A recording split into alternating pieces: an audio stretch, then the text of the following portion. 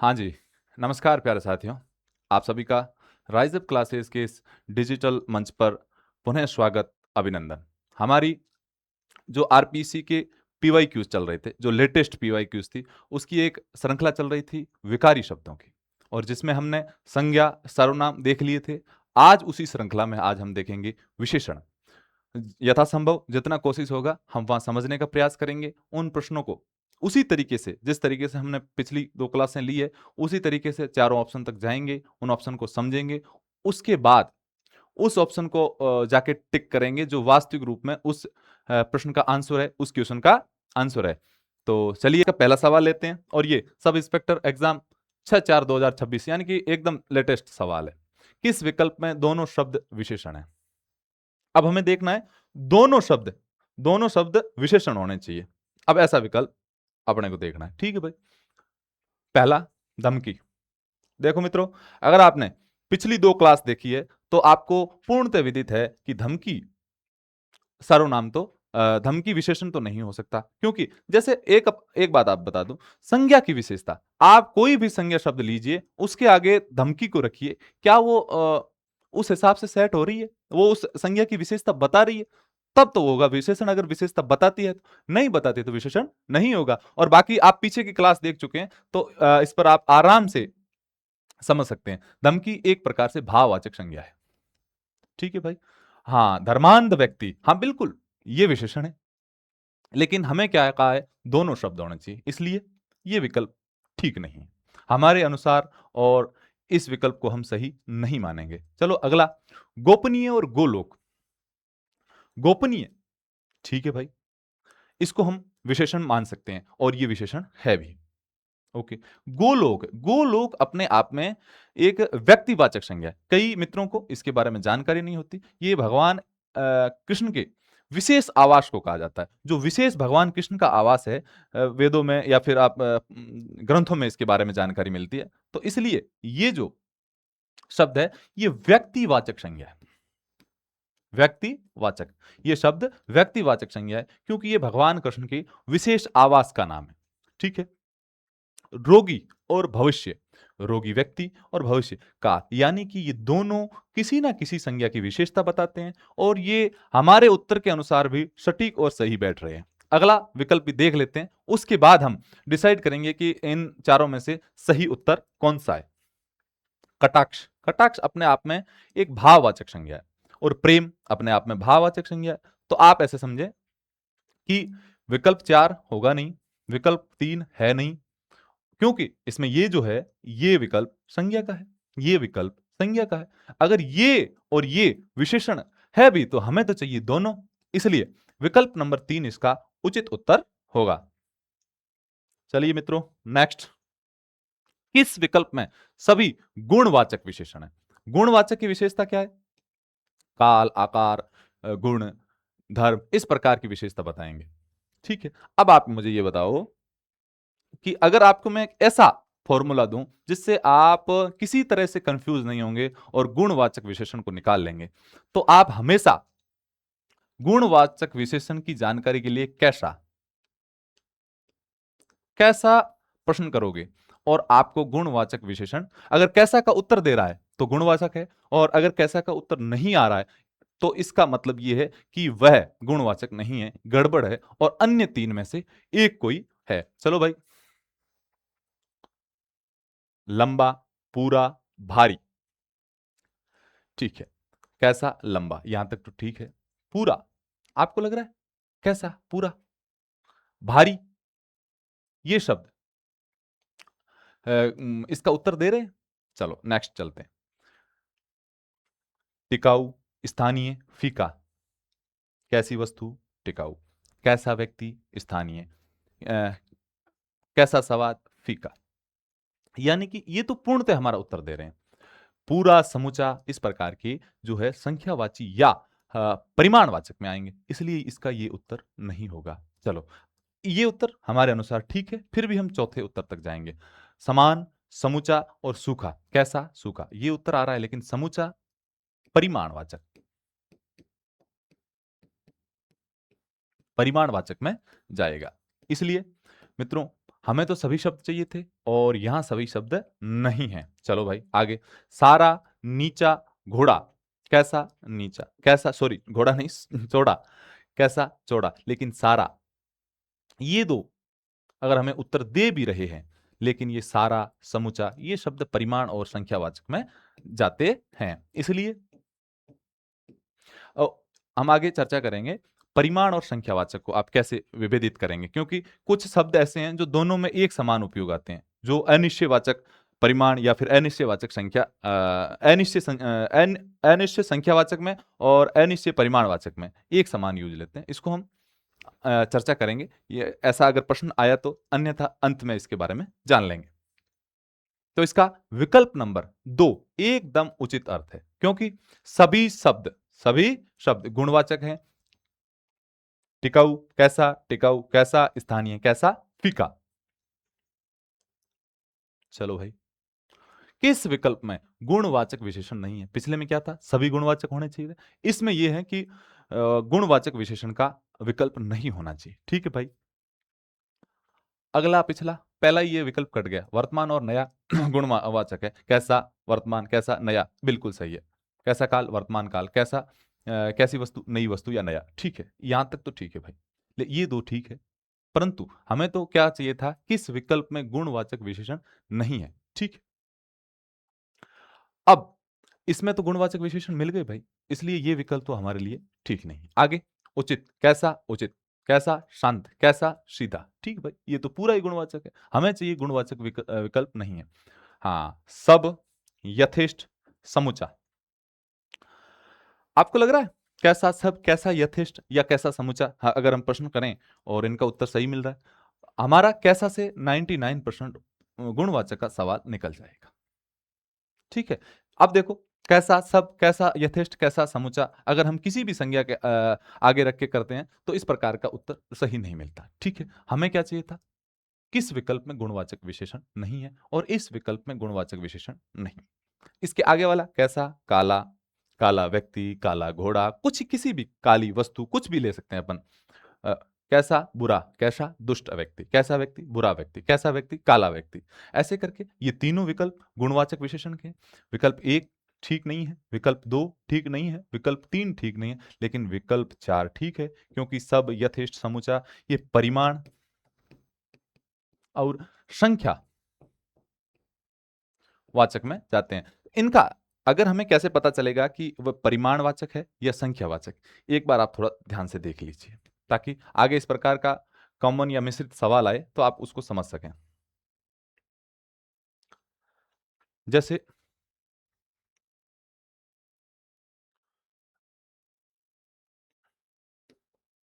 अधिक दूध,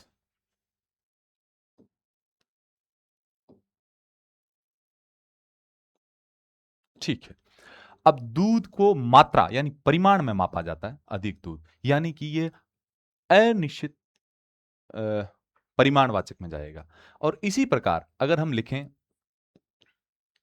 अधिक लोग, अब ये लोगों की विशेषता बता रहा है, अधिक लोग, लेकिन लोग क्या है, गणनीय, जिसको हम गिन नहीं सकते, जिसको मात्रा में लेते हैं, उनकी जो विशेषता बताने वाले शब्द आएंगे वो किस में जाएंगे, परिमाणवाचक में। और जिसे हम गिन सकते हैं उनका जाएगा तो वो जाएंगे संख्यावाचक। अब आप सीधा समझ सकते हैं, शब्द अधिक भी इसमें है और अधिक भी इसमें है, लेकिन ये क्या है, दूध की मात्रा बता रहा है, ये लोगों के बारे में, यानी कि इसको हम गिन सकते हैं, ये अगणनीय है। अगणनीय चीजों की विशेषता बताने पर वो परिमाण में जाएगा, और गणनीय चीजों की विशेषता बताने पर, गणनीय संज्ञा की विशेषता बताने पर यह संख्यावाची में जाएगा। चलो भाई, आप समझ गए होंगे, इसका विकल्प नंबर 3 उत्तर ठीक है। हाँ भाई, किस विशेष्य के साथ परिमाण बोधक विशेषण प्रयुक्त हुआ है? अब हमें यह देखना है, विशेष्य और विशेषण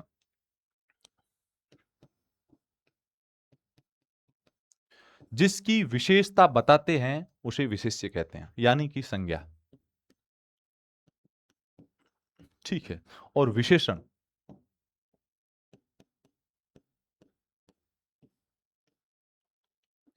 जिसकी, जैसे ये तो संज्ञा की विशेषता बताने वाले शब्दों को विशेषण कहा जाता है, और संज्ञा की विशेषता बताने वाले, यानी कि संज्ञा की विशेषता बताने वाले विशेषण। और विशेष्य उसे कहते हैं जिसकी विशेषता बताई जाती है, जिस शब्द की विशेषता बताई जाती है, जैसे काला आदमी। तो यहां आदमी विशेष्य है, संज्ञा, और काला विशेषण। समझ गए होंगे मित्रों। हम कभी थ्योरी की क्लास होगी तो उसमें संपूर्ण डिटेल चर्चा करेंगे, या आपको शॉर्ट में कॉन्सेप्ट भी क्लियर करवाने की मैं कोशिश कर रहा हूं। अब देखो हमें क्या देखना, विशेष्य यानी किस संज्ञा के साथ में परिमाण बोधक विशेषण आया है, हमें क्या देखना है, परिमाण बोधक। ठीक है भाई, अब देखते हैं अपन बहुत आदमी। अभी हमने जैसे पिछला उदाहरण लिया था बहुत आदमी, यानी कि ये परिमाण बोधक में नहीं आएगा, ये संख्या वाची विशेषण है। ठीक है, पेड़, पेड़ को गिन सकते हैं, आदमी को गिन सकते हैं।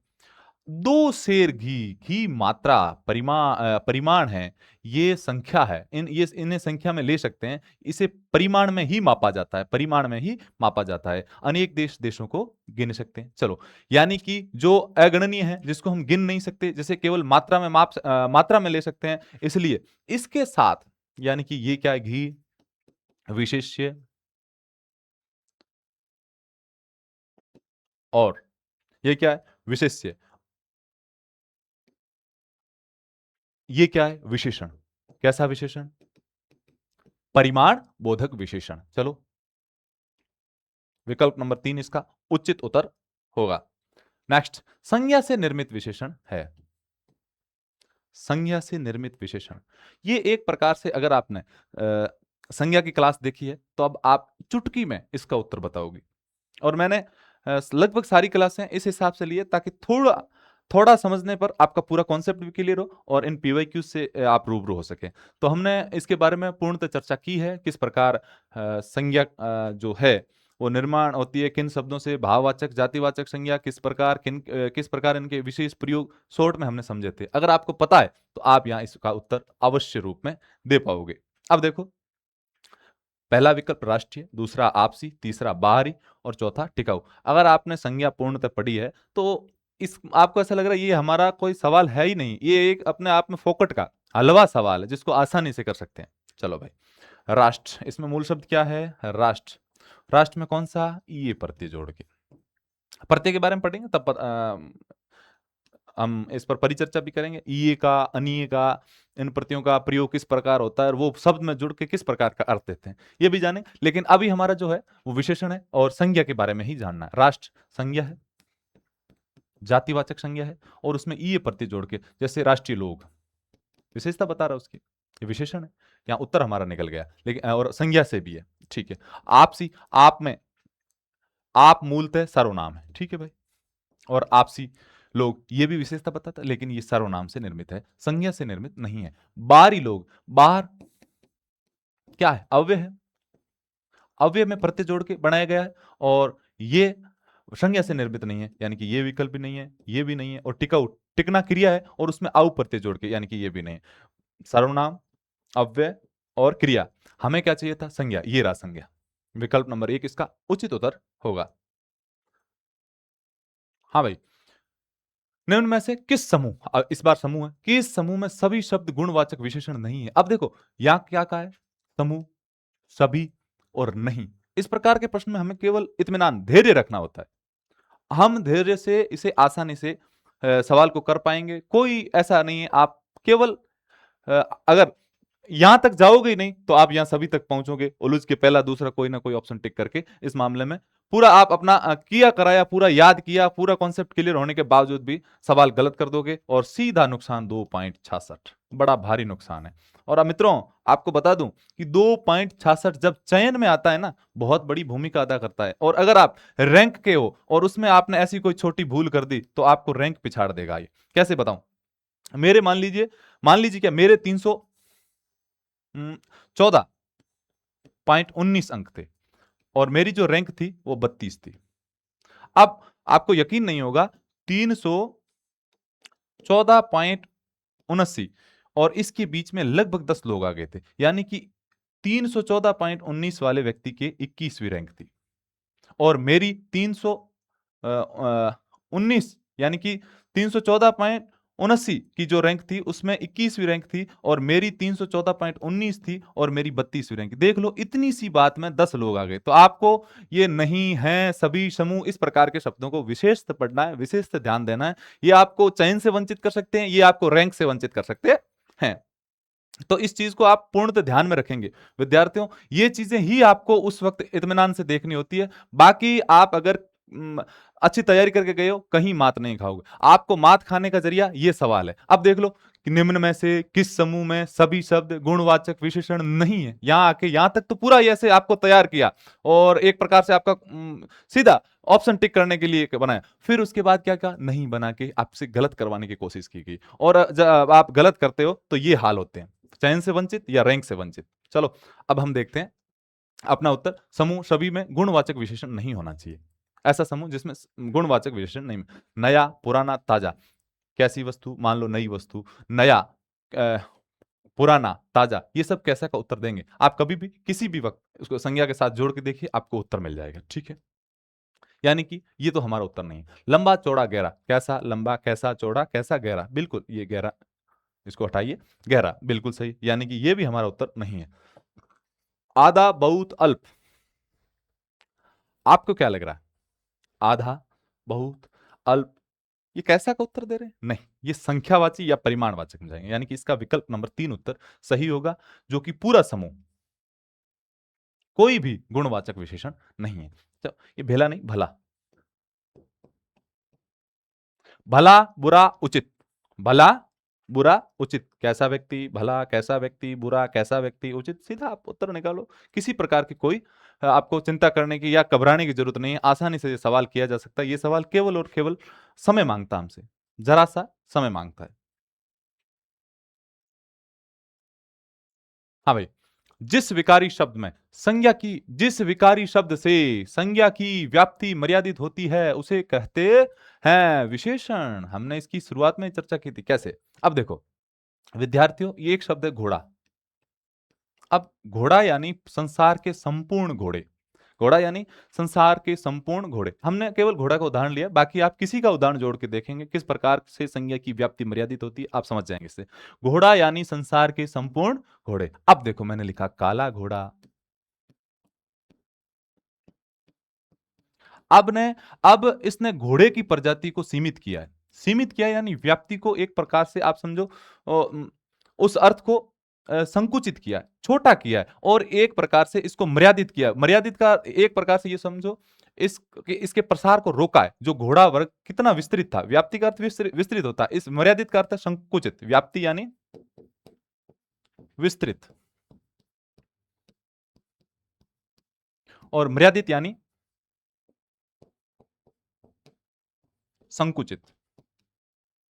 इसका अर्थ यह है कि यह संज्ञा की व्याप्ति यानी कि विस्तार को संकुचित करता है। कैसे? ये घोड़ा अपने आप में विस्तृत संसार के संपूर्ण घोड़े इसमें आ जाते हैं। लेकिन जैसे ही हमने काला घोड़ा, पीला घोड़ा, तो ये अपने आप में जो घोड़े का वर्ग था इतना बड़ा, वो एकदम छोटे छोटे रूप में आ गया। ये एक प्रकार से संकुचित हो गया। इसका अर्थ था वो थोड़ा सीमित हो गया। इसलिए इसे क्या कहा जाता है? इन विकारी शब्द को क्या कहा जाता है?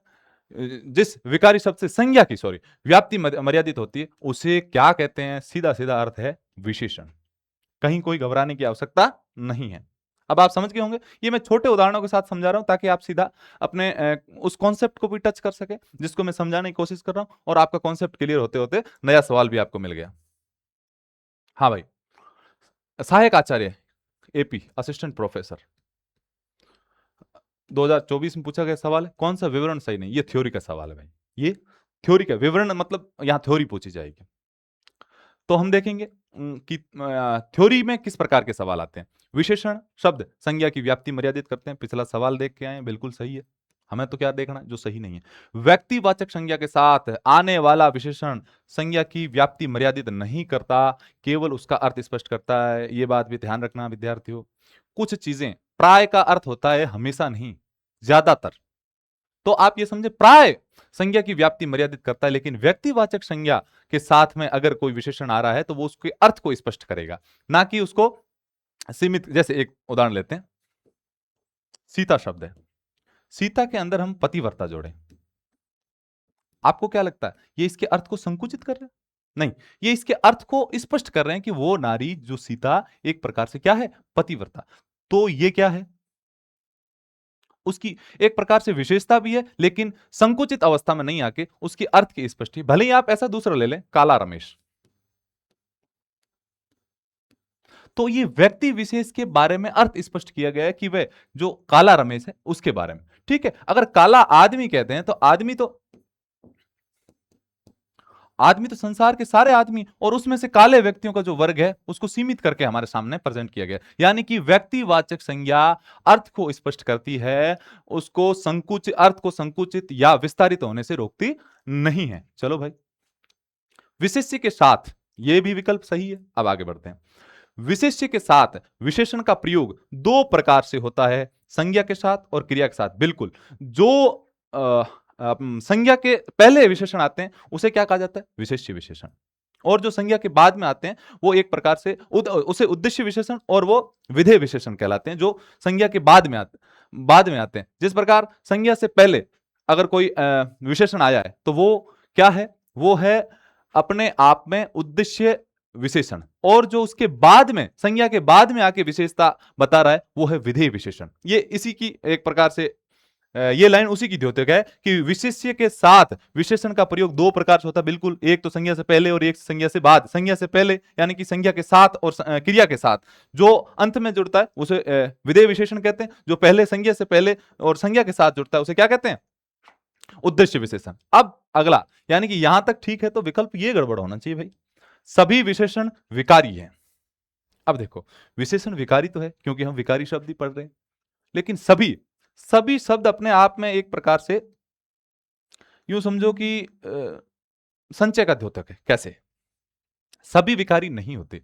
कैसे नहीं होते, जैसे अच्छा लड़की, अच्छा लड़का, चलो लड़का, अच्छी लड़की, ये विशेषण है और विकारी भी है। अच्छा से अच्छी हुआ है, अच्छे लड़के हो सकता है, अच्छी लड़कियां हो सकता है, ऐसे करके मतलब हम समझ सकते हैं। लेकिन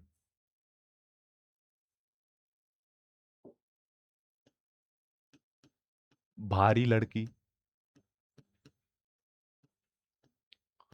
भारी लड़का, भारी लड़के, भारी लड़कियां, कुछ भी जोड़ो, ये अपने आप में शब्द विकार उत्पन्न नहीं कर रहा। जैसे अच्छा अच्छी अच्छे हो रहा था, लेकिन ये अपने आप में विकार उत्पन्न नहीं कर रहा है। इसलिए कुछ शब्द ऐसे होते हैं जो विशेषण होते हुए भी अविकारी रूप में रहते हैं। इसलिए ज्यादातर शब्द विशेषण होके विकारी रूप में जाते हैं, लेकिन कुछ शब्द ऐसे हैं जो नहीं जाते। ये इस बात को काट देता है और हमारे इस विकल्प का उत्तर भी दे रहा है। तो विकल्प नंबर 4 इसका सही और सटीक उत्तर होगा। विशेषण के संबंध में असंगत कथन है, यह भी एक प्रकार से आप समझ लो विवरण, एक प्रकार से थ्योरी का सवाल है। क्या कहा गया इसमें, सार्वनामिक विशेषण विशेष्य के साथ के, सार्वनामिक नामिक विशेषण विशेष्य के वचन कारक आदि के अनुसार रूपांतरित नहीं होते। ये बात किसने कही भाई, होते हैं। कैसे नहीं होते, ऐसे, ऐसी, ऐसे लोग, ऐसी लड़की, ये तो सीधा दिखाई दे रहा है, यानी कि ये तो हो रहे हैं। अगर हम किसी भी वाक्य में प्रयोग करेंगे हम देखेंगे सार्वनामिक विशेषण एक प्रकार से रूपांतरित होते हैं। इसलिए ये जो विकल्प है ये अनुचित है और हमारा उत्तर तो यहीं से मिल गया। लेकिन हमने ये ठान रखी है कि आरपीसी के उस विकल्प तक जाएंगे और उन विकल्पों को देखेंगे कि वो क्या कह रहे हैं और उनका उत्तर क्या हो सकता है। जो विशेषण विशेष्य के बाद क्रिया के पूर्व के रूप में आते हैं उन्हें विधेय विशेषण कहते हैं। बिल्कुल, हमने इससे पहले ही सवाल में चर्चा की थी। जो विशेषण विशेष्य के तुरंत पहले आते हैं उसे विशेष्य विशेषण या विधेय विशेषण कहते हैं। इसके बारे में हमने चर्चा कर रखी है। जब विशेषण संज्ञा का काम देता है तब उसका रूपांतरण संज्ञा की तरह नहीं होता, विशेषण की नहीं, संज्ञा की तरह होता है, विशेषण की तरह नहीं। हाँ बिल्कुल, जब विशेषण अगर परिवर्तित होके संज्ञा के रूप में चला जाता है तब उसका विकार यानी कि उसका रूपांतरण संज्ञा के रूप में आएगा। विशेषण के रूप में तो रहा ही नहीं, तो आएगा ही कैसे। ये विकल्प भी सही है। हमारा इसमें उत्तर नंबर 1 विकल्प सही है। किस वाक्य में सार्वनामिक विशेषण नहीं है। अब मित्रों, सार्वनामिक विशेषण संज्ञा की जो विशेषता बताते हैं, सर्वनाम शब्द, वो सार्वनामिक विशेषण होते हैं। अगर वहां से संज्ञा हटा दी जाए तो फिर वो सर्वनाम में चला जाएगा, सीधा सीधा सर्वनाम में चला जाएगा, इसमें नहीं रहेगा। अब देखो, क्या ये कलम तुम्हारी है? इस कलम की विशेषता हो रही, यानी कि ये सार्वनामिक है। स्पष्ट बात है, ये बात यह कलम की। अगर यहां से कलम निकाल दी जाए तो ये निश्चयवाचक सर्वनाम, मतलब ये शब्द क्या है? निश्चय संकेत कर रहा है। ये अगर कलम निकाल दें तो ये निश्चयवाचक सर्वनाम में या प्रश्नवाचक सर्वनाम में चला जाए। हमें क्या देखना है कि अगर ये संज्ञा की विशेषता बता रहे हैं तो क्या होगा? तो ये विशेषण के रूप में आएंगे भाई। और हमें यहां क्या पूछा गया है? किस वाक्य में सार्वनामिक विशेषण नहीं है? यानी इस वाक्य में तो है, ये हमारा उत्तर नहीं हो सकता। चलो भाई, उस किताब को यहां ले आइए। उस किताब, ये क्या है? संज्ञा। ये क्या है? संज्ञा। इसकी कौन विशेषता बता रहा है? सर्वनाम। हमारा उत्तर क्या है? जो सार्वनामिक विशेषण नहीं होना चाहिए। और इसका अर्थ क्या है? जो सर्वनाम, जो संज्ञा, जो सर्वनाम संज्ञा की विशेषता बताते हैं वो क्या है? सार्वनामिक विशेषण है। यहां भी संज्ञा की विशेषता तो बता रहा है भाई। चलो, कोई सज्जन आए हुए हैं। सज्जन क्या है? संज्ञा है। और कोई क्या है? कोई कुछ, पिछला ही सेशन देख लीजिए आप। कोई क्या है? सर्वनाम। यानी कि ये भी सर्वनाम विशेषण की विशेषता बता रहा है। कक्षा में 60 छात्र हैं, ये भले ही संख्यावाची में चला जाए लेकिन हमारा सार्वनामिक विशेषण नहीं है, इसलिए इसका विकल्प नंबर 4 सही उत्तर होगा। अगला, किस विकल्प में सभी शब्द गुणवाचक विशेषण हैं? अब देखो, 2025 में पूछा गया सवाल है डिप्टी जेलर में।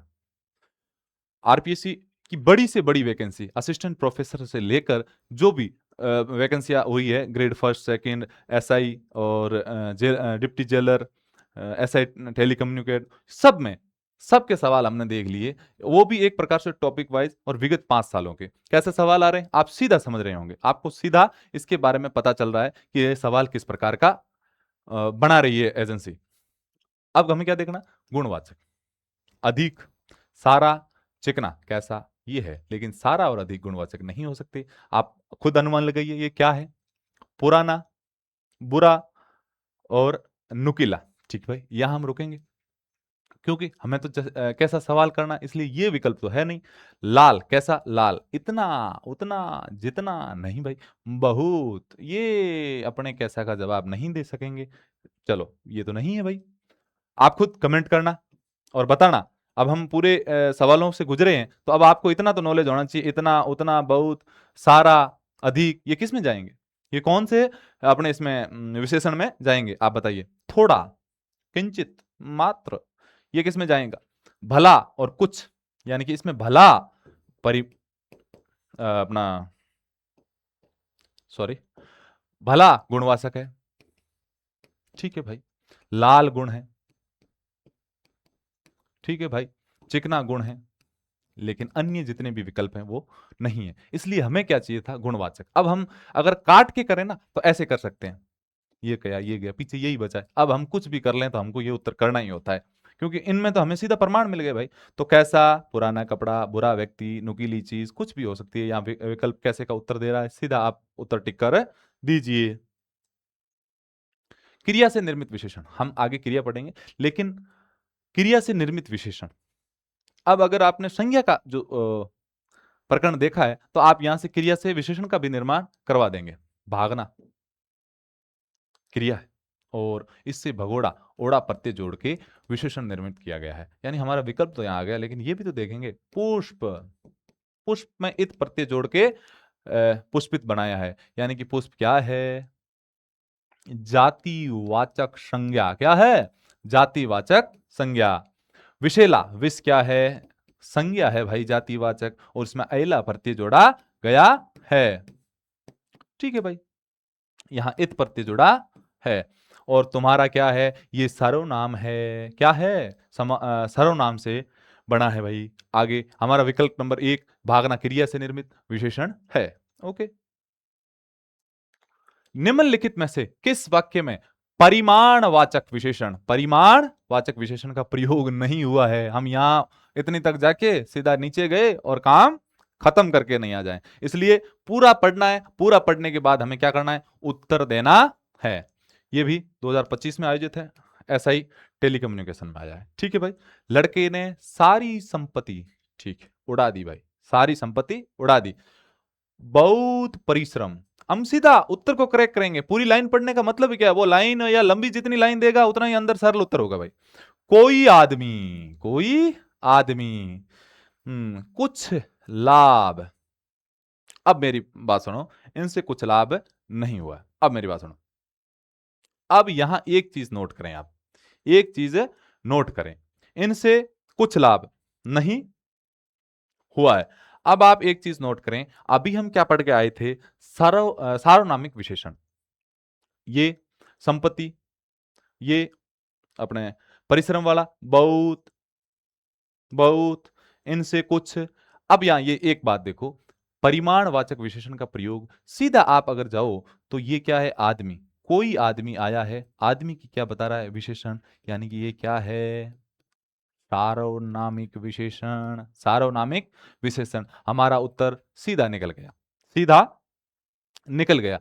तो हमें क्या करना है, कुछ लाभ, लाभ की कुछ मात्रा के बारे में बताया गया है, लेकिन कोई आदमी आया है, और ये आदमी संज्ञा है, और उसकी क्या बता रहा है, विशेषता बता रहा है। हमारा विकल्प नंबर 3 इसमें उत्तर सही और संगत होगा। यहां पूछा क्या गया है, परिमाणवाचक, परिमाणवाचक या नहीं होगा, ये सार्वनामिक विशेषण है। हम्म, यहां चांदी खोटी सी दिखती है, रेखांकित खोटी सी, विशेषण किस विशेषण का उदाहरण है, अब आप खुद निकाल सकते हैं। कैसी दिखती है, खोटी सी, क्या दिखती है, चांदी। हमें विशेषण की विशेषता बता रहा है, कैसे का उत्तर दे रहा है। चलो भाई, अब ये देखो, एक बात ध्यान रखना आप विद्यार्थियों, यहां चांदी पहले और विशेषता बाद में आई है, ये किस में जाएगा, उद्देश्य विशेषण या विधेय विशेषण, कमेंट जरूर करना और बताना इस चीज को। आप अगर कुछ सीख रहे हैं इस सेशन से तो यहां से पता चलेगा। चलो भाई, अब देखो, कैसी, खोटी सी, हमें कुछ देखना ही नहीं है, गुणवाचक पे टिक कर देना, नहीं नहीं नहीं। किस विकल्प में विशेषण शब्द है, अब 4 विकल्प हैं, उनमें विशेषण शब्द को ज्ञात करना है। अब ये सवाल एकदम सरल है, बस पूछा कब गया है? 2026 में, 2026 में, एकदम सरल सवाल है। लेकिन एक प्रकार से आपके पास अगर शब्द संपदा ज्यादा है, आप शब्दों के अर्थ जानते हैं, तो आसानी से उस सवाल को कर लोगे। अब ये सवाल क्या कह रहा है, केवल सीधा सवाल दिख रहा है, लेकिन इसमें आप, मुझे पता है आप अलझ सकते हैं, क्योंकि ये आपको अलझा के रख देगा। कैसे रख देगा, देखिए, अमात्य, अमात्य का अर्थ नहीं आएगा तो हम इसको टिक ही नहीं कर पाएंगे। अब कैसा कैसी तो वहीं धरे रह जाएंगे, कितना कितनी उतना उतनी सब वहीं धरे रह जाएंगे। जब तक हमें इस चीज का उत्तर पूर्णतः नहीं आएगा तब हम इसको कैसे करेंगे। इस बात को आप ध्यान रखें विद्यार्थियों, विदित रखें कि अमात्य, अमात्य पहले के काल में मंत्री को कहा जाता था, किसको, मंत्री को, किसको कहा जाता था, मंत्री को। ठीक है भाई, जब अमात्य मंत्री को कहा जा रहा है तो ये तो विशेषण है नहीं, मंत्री तो क्या है, जातिवाचक संज्ञा है भाई, यानी कि संज्ञा है। ठीक है भाई, अब हमें क्या करना है, अनुचित। अब आप यहां सीधी संज्ञा लाओ, अगर ऐसा कभी हो जाए और सीधा सवाल है, मान लो ये तो ठीक है, इन्होंने सीधा विशेषण पूछा, ऐसा पूछ लेते तो किसमें विशेषण नहीं है, तब हमें भी वही फॉर्मूला अपनाना पड़ता है। यहां तो हमारे क्या है, सीधा कोई लाओ, जैसे व्यक्ति रखो आप, सीधा समझ में आएगा, व्यक्ति। अब इसके आगे जोड़ो, अमात्य फामात्य ये नहीं बैठेगा, अनुचित व्यक्ति, अनुचित व्यक्ति, बिल्कुल ये इसकी विशेषता बता रहा है कि वह व्यक्ति कैसा है, अनुचित, ठीक नहीं है भाई वो व्यक्ति, अनुचित व्यक्ति, व्यक्ति की विशेषता बता रहा है शब्द अनुचित, और यह अनुचित, यह यह अनुचित, यह अनुचित अ, इसकी विशेषता बता रहा है, किसका, व्यक्ति की विशेषता बता रहा है, व्यक्ति की विशेषता बता रहा है, इसलिए ये विशेषण तो हो गया भाई। अब आगे क्या है, अभ्यास, क्या है, अभ्यास और अमावस। अब आप देखो, अभ्यास क्या है, एक प्रकार से भाववाचक संज्ञा है, यानी कि ये भी संज्ञा है। अमावस क्या है, एक प्रकार से सीधी संज्ञा दिख रही है हमें, यानी कि अमात्य, अमावस, मंत्री, तीनों क्या है, तीनों संज्ञा है। और हमारा विकल्प कौन सा है, विकल्प नंबर 2 हमारा उत्तर मिल गया था हमें, सीधा सीधा, हमें किसी प्रकार से कोई घबराने की आवश्यकता नहीं थी। अब विद्यार्थियों, हम्म, आज के सवाल यहीं खत्म हुए, और आज तक के लेटेस्ट सवाल, संपूर्ण सवालों को संग्रहित किया गया था। विशेषण के जितने भी सवाल थे हमने उसको 5 साल विगत में जितने भी सवाल आए विशेषण के सबको लिया और उनको यथासंभव समझाने की पूरी कोशिश की थी। और मुझे लगता है ये इस कोशिश से जरूर आपको कुछ समझ में आता होगा, और वह मेरी पूंजी है, यानी कि मेरी सार्थकता उसी में है कि आपको समझ में आया या नहीं आया। अगर समझ में आ गया इट इट मीन्स अपनी क्लास सार्थक है, अपन इसको कंटिन्यू रखेंगे। और अगर समझ में नहीं आ रहा है तो फिर इस प्रकार के सेशन आयोजित करने से कोई मतलब नहीं। जब विद्यार्थियों को लाभ नहीं पहुंच रहा हो तो फिर इस प्रकार के सेशन या इस प्रकार की श्रृंखला से कोई फायदा नहीं है। अगर समझ में आया है तो आप यस जरूर लिखें। इससे क्या, मुझे एक प्रकार से ये मैं यस इसलिए नहीं लिखवा रहा हूं कि विद्यार्थियों यस लिखो, इस ऐसे वैसे नहीं। इससे क्या, मुझे समझ में आएगा यस सर, मुझे ये जो क्लास है हमें हेल्पफुल है, यूजफुल है, उपयोगी है, इसलिए आप इसको कंटिन्यू जारी रखें। और मैं ऐसी उम्मीद करूंगा कि अगर आपको समझ में आएगी तो हम इसी प्रकार से, जैसे व्याकरण पूरा हो रहा है ऐसे चलते चलते काव्य शास्त्र और फिर साहित्य, फिर गद्य पद्य विधाएं, उनके प्रश्न, और फिर अगर हुआ तो वन शॉट इस प्रकार की क्लासों का नाम देके आपको एक प्रकार से थ्योरी भी करवा दी जाएगी, जिससे आपको सीधा समझ में आ जाएगा। यहाँ से पीवाईक्यूज मिलाने से आपको एक पीवाईक्यूज के प्रति दृष्टिकोण विकसित हो जाएगा कि नवीनतम प्रश्न कैसे आ रहे हैं। और अब जैसे ऐसे प्रश्नों से गुजरे होंगे तो आपको सीधा पता चलेगा कि ये ऐसा प्रश्न तो आता है, और वहां जाके सीधा आपको क्या करना है, इसी एंगल को अपनाते हुए नहीं होगा, नहीं होगा, नहीं होगा और ये होगा, ऐसे करके आपको उसको टिक लगाना होता है। नवीन पैटर्न के बारे में जानकारी मिल जाएगी। और अब आप अगर अच्छे से अच्छी पुस्तकों से थ्योरी पढ़ रहे हैं तो मेरी तरह आप आराम से ऐसे उत्तर को निकालते जाओगे, हंसते खेलते पेपर को कर लोगे, और आपकी एक्यूरेसी भी अच्छी रहेगी, क्योंकि एक्यूरेसी तभी बढ़ती है जब आप थ्योरी के साथ इस प्रकार के प्रश्नों को प्रैक्टिस करके गए हैं। और पीवाईक्यूज ज्यादा से ज्यादा निकालें। पीवाईक्यूज ही सिलेक्शन का आधार है, एक्यूरेसी का आधार है। जब कहते हैं ना सर हमने इतने प्रश्न अटेंड किए, इतने गलत हो गए, इस वजह से हम चयन से बाहर हो गए, हम क्या कर सकते हैं, गलत प्रश्नों से कैसे बचा जा सकता है, ये मैं आपके लिए गलत प्रश्नों से बचने के लिए ही इस प्रकार की श्रृंखला लाया हूं, ताकि आपको नवीनतम प्रश्नों की जानकारी मिले। और पीवाईक्यूज जब भी आप कोई भी एक प्रकार से प्रकरण पढ़ लेते हैं, मान लीजिए आपने प्रकरण पढ़ा अविकारी, इसके बाद वही आने वाला अविकारी, तो आप संपूर्ण अविकारी के जो जिस आयोग की तैयारी कर रहे हैं, अगर दूसरे आयोग की मिलाते हैं तो फिर से उससे आपका ज्ञान डेवलप ही होगा, लेकिन जिस आयोग की तैयारी करते हैं उस आयोग के संपूर्ण पीवाईक्यूज पीवाईक्यूज मिलाएं। और पीवाईक्यूज आप ऐसी जगह से मिलाएं जहां से एक प्रकार से आपको फायदा हो। फायदा कैसे, जैसे मान लें आप कोई मार्केट से बुक लेके आए और उस बुक के अंदर आप उसकी व्याख्या जरूर देखें, लाने से पहले उसकी व्याख्या जरूर देखें। अगर उसकी व्याख्या में ही एक प्रकार से विसंगतियां है तो फिर उस लेखक में विसंगति है,